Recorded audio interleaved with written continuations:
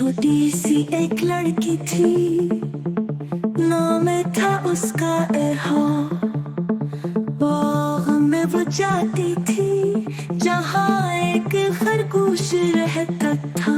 खरगोश का नाम था बन्नी, जंगल में सबसे प्यारा। दोस्त बन गए वो दोनों, वक्त गुजरता हंसता हंसता।